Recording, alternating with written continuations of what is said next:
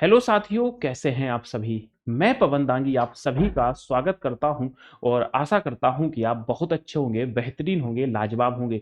मेरे दोस्त, आप देख रहे हैं कि बिहार डीएलएड की आपकी काउंसलिंग की जो प्रक्रिया है वो कंटिन्यूअसली चलने लग रही है और उसके फॉर्म भराए जा रहे हैं।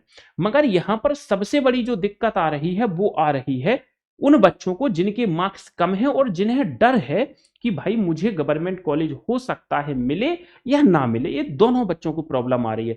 जिनके नंबर ज्यादा है वो तो निश्चिंत है कि हमें गवर्नमेंट कॉलेज मिल जाएगा और फाइनली हमारी डीएलएड हो जाएगी, हमें एक साल का इंतजार नहीं करना पड़ेगा, 2027 में हमारी डीएलएड खत्म हो जाएगी। अब ऐसे बच्चे तो 2026 में करेंगे तो 28 में होगी। सो ये उन बच्चों के लिए स्पेशली सेशन है कि बिहार डीएलएड 2025 से 27 कम नंबर वालों को भी मिलेगा कॉलेज। ये मैं गारंटी के साथ कह सकता हूं। लास्ट डेट 15 दिसंबर, इस फॉर्म को भर दो, मौका मत छोड़ो। सबसे पहले मैं बात करता हूं बिहार डीएलएड की जो इंपोर्टेंट चीजें हैं, जिनके मार्क्स ज्यादा है वो देखो।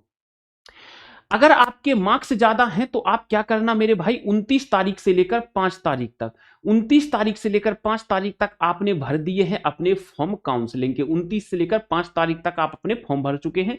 पहली सूची का जो रिजल्ट है, पहली सूची का जो रिजल्ट है वो मेरे भाई 11 तारीख को आ जाएगा, 11 दिसंबर को आ जाएगा। और आप एडमिशन ले सकते हैं 11 दिसंबर से लेके 16 दिसंबर तक। फिर सेकंड राउंड का जो रिजल्ट है, फॉर्म भरे जा चुके हैं, अब फर्स्ट राउंड का रिजल्ट 11 को आ जाएगा। 11 से 16 तक आप एडमिशन ले सकते हैं। सेकंड राउंड का रिजल्ट आपका 21 तारीख को आएगा, 21 दिसंबर।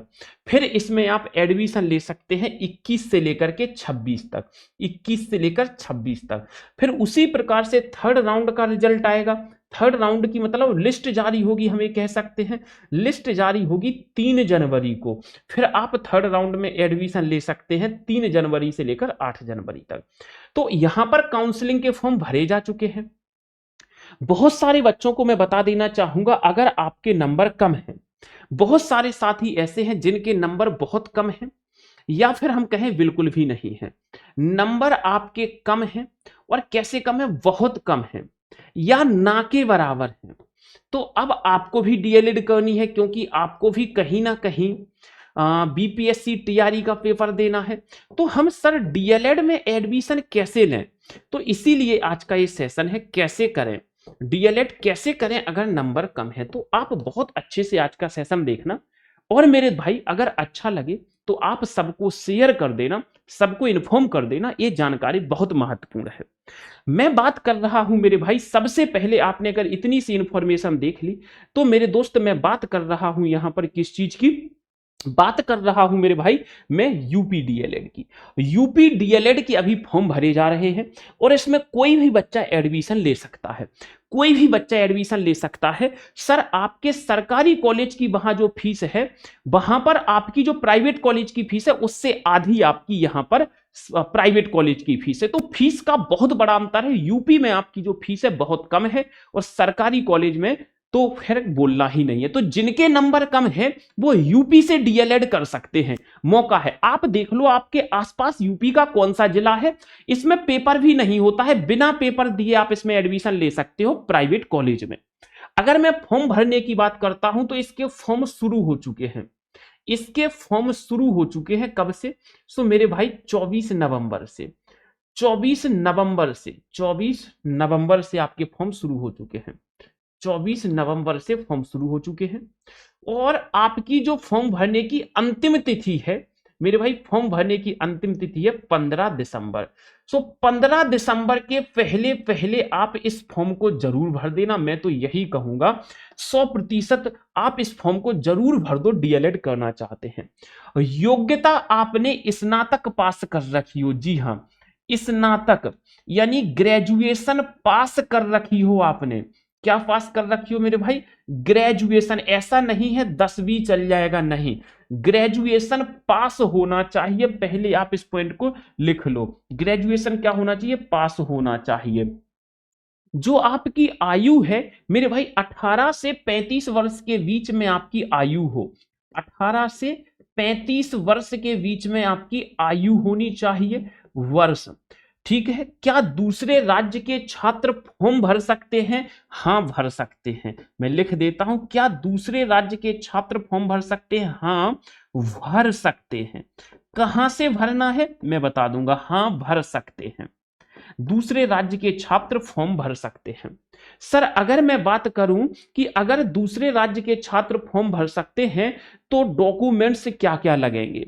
डॉक्यूमेंट्स में लिख लेना मेरे भाई क्या क्या लगने वाला है। सो बहुत अच्छे से समझ लेना। यहां पर आपको 10वीं की मार्कशीट लगने वाली है सर, इसके बाद आपको 12वीं की मार्कशीट लगने वाली है, 10वीं 12वीं, और स्नातक यानी आपको ग्रेजुएशन की मार्कशीट लगने वाली है। मेरे भाई ध्यान से सुन लेना, यहां पर आपको स्नातक यानी ग्रेजुएशन की मार्कशीट लगने वाली है। अगर मैं कहूं कि आपको ग्रेजुएशन की मार्कशीट लगने वाली है, सो ये मार्कशीट आपको यहां पर लगने वाली है। आप ध्यान से देख लेना, 10वीं 12वीं और स्नातक ग्रेजुएशन की। और क्या लगना है? आपका आधार नंबर लगना है। मैं लिख देता हूं मेरे भाई, आधार नंबर लगना है। आधार नंबर के अलावा आपका मोबाइल नंबर लगना है। मोबाइल नंबर के बाद आपकी बैंक डिटेल लगनी है। ये यूपी वाले बच्चों के लिए है बेसिकली, क्योंकि उनको स्कॉलरशिप वगैरह मिलती है। बैंक डिटेल लगनी है। मेरे भाई जो यूपी के केवल कैंडिडेट हैं उनको आय भी लगाना होगा, स्कॉलरशिप के लिए जाति भी लगाना होगा, निवास भी लगाना होगा, मगर ये उन सभी बच्चों को बिल्कुल भी नहीं लगाना जो मेरे भाई अदर उससे स्टेट से बिलोंग करते हैं। आय जाति हो गया और इसके बाद मेरे भाई निवास हो गया। इतने डॉक्यूमेंट्स आपको लगाना है। अदर स्टेट वालों को केवल इतनी चीजें लगानी है, मोबाइल नंबर, बैंक डिटेल और ईमेल। इतनी सी चीजें आपको यहां पर फिल करनी है, लगानी है। अगर मैं यहां पर मेरे भाई फॉर्म फीस की बात करता हूं, अगर मैं मेरे भाई यहां पर फॉर्म फीस की बात करता हूं तो फॉर्म फीस कितनी लगने वाली है यहां मैं दिखाना चाहूंगा कि मेरे भाई फॉर्म फीस कितनी लगने वाली है। अगर मैं जनरल और ओबीसी की बात करता हूं तो 700 रुपए। ध्यान से देखना, अगर मैं जनरल कैटेगरी की बात करता हूं तो जनरल कैटेगरी और ओबीसी की बात करता हूं, और फिर मैं बात करता हूं एससी एसटी की बात करता हूं। किसकी बात करता हूं? SC ST candidate. अगर मैं जनरल कैटेगरी की बात करता हूं, ओबीसी कैटेगरी की, तो इनके 700 रुपए फीस लगेंगी। और अगर मैं एससी एसटी की बात करता हूं तो इन्हें 500 रुपया फीस लगने वाली है। ये फॉर्म भरने की फीस है मेरे भाई। ये किस चीज की फीस है? ये फॉर्म भरने की फीस है। अगर मैं कॉलेज की फीस की बात करता हूं मेरे भाई, जो कॉलेज की फीस है तो इनको कितनी फीस लगने वाली है, सो इनको देख लेना कितनी फीस लगने वाली है। अगर मैं बात करता हूं सरकारी कॉलेज, अगर मैं आपसे बात करता हूं गवर्नमेंट कॉलेज, और अगर फिर मैं बात करता हूं प्राइवेट कॉलेज, अगर मैं यहां पर बात करता हूं दोनों कॉलेजों की, तो गवर्नमेंट कॉलेज की फीस है 10,250 रुपए, 10,250 रुपए, और प्राइवेट कॉलेज की फीस है 41,250 रुपए। ये गवर्नमेंट कॉलेज और प्राइवेट कॉलेज की फीस है जब आप कॉलेज में एडमिशन लेंगे। सो आप ये देखो, अगर आपके पास पैसे हैं सो आप यूपी डीएलएड का फॉर्म भर दीजिएगा। बहुत अच्छा ये फॉर्म है, बहुत अच्छा मौका है। आप यूपी से भी डीएलएड कर सकते हैं मेरे भाई। आप यूपी से भी क्या कर सकते हैं? डीएलएड कर सकते हैं। ये आपकी फीस है, डॉक्यूमेंट्स में ये फॉर्म फीस है, कॉलेज ये है। और बस मेरे भाई यहाँ की जो सिलेक्शन प्रोसेस है या एडमिशन प्रक्रिया है वो क्या होगी, इसको एक बार देख लेते हैं। एडमिशन प्रोसेस में आपका सबसे पहले आपको फॉर्म फिल करना होगा। आप फॉर्म फिल करोगे तो काउंसलिंग शेड्यूल आपका जारी हो जाएगा। मतलब आपकी काउंसलिंग कब होनी है, काउंसलिंग होते ही फिर आपकी काउंसलिंग होगी, और काउंसलिंग में आपका नंबर आ जाएगा। सो आपकी क्या हो जाएगी मेरे भाई? एडमिशन हो जाएगा। एडमिशन में ये फीस लगनी है। 1 साल की फीस है, मैं लिख देता हूं। ये जो फीस है मेरे भाई 1 साल की फीस है। कितने साल की फीस है मेरे भाई? 1 साल की ये फीस है। 2 साल के लिए आप 2 का मल्टीपल कर लेना। डॉक्यूमेंट्स जो हैं आपको मैंने बता दिया है। सर मेरिट कैसे बनेगी? मेरिट कैसे बनेगी? तो मेरिट बनेगी आपकी इन नंबरों के आधार पर, 10वीं 12वीं और स्नातक के नंबरों के आधार पर आपकी मेरिट बनेगी। आपको इसी के आधार पर कॉलेज दिया जाएगा। तो आप इस इवेंट को शेयर कर देना मेरे भाई, बहुत महत्वपूर्ण इवेंट है आज का जो है, बहुत प्यारा इवेंट है और सभी लोगों के लिए बहुत जरूरी है। स्नातक पास होना है, अंतिम डेट 15 दिसंबर है। सर आपको कॉलेज मिलेगा तो आपके नंबर भरे जाएंगे, तो 10वीं 12वीं ग्रेजुएशन में जिसके नंबर सबसे ज्यादा होंगे उसको मिल जाएगा यहां कॉलेज। सर दूसरे राज्य के बच्चे फॉर्म भर सकते हैं, बिल्कुल भर सकते हैं। एक चीज और नोट कर लेना कि अगर मैं बात करूं तो गवर्नमेंट कॉलेज और प्राइवेट कॉलेज, गवर्नमेंट कॉलेज और प्राइवेट कॉलेज, तो यहां दो बातें लिख रहा हूं मैं। गवर्नमेंट कॉलेज केवल यूपी के स्टूडेंट को मिलेगा, यूपी के स्टूडेंट को मिलेगा। प्राइवेट कॉलेज आपको अदर स्टेट, अगर आप दूसरे राज्य के बच्चे हैं तो उनको दिया जाएगा, उनको तो दिया ही जाएगा, प्लस में यूपी वालों को भी दिया जाएगा। तो मतलब जो कॉलेज है आपके लिए एक ही रास्ता बचता है, और वो रास्ता क्या है मेरे भाई, आप ध्यान से सुन लो।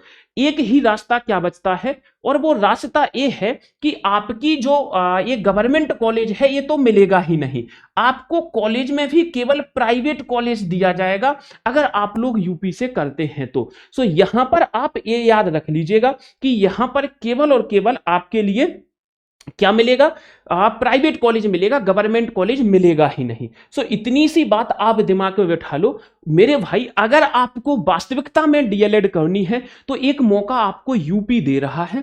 आप चाहे यूपी से डीएलएड करो, चाहे किसी स्टेट से डीएलएड करो, आपका जीवन पर्यंत मान्य रहेगा। जब जब भी आपकी प्राइमरी टीचर की वैकेंसी आएगी, डीएलएड आपका ये लगेगा और मान्य भी रहेगा। सो सबको मेरे भाई शेयर करके इन्फॉर्म कर दो, बहुत प्यारी न्यूज है। और मेरे भाई अगर आप ये पीडीएफ चाहते हैं तो मैं इस टेलीग्राम पे शेयर कर दूंगा, हिंदी बाय पवन सर पे कर दूंगा। ये क्यूआर कोड है, इसको स्कैन करके आप टेलीग्राम से जुड़ जाओ, मैं यहां पर पीडीएफ शेयर कर दूंगा।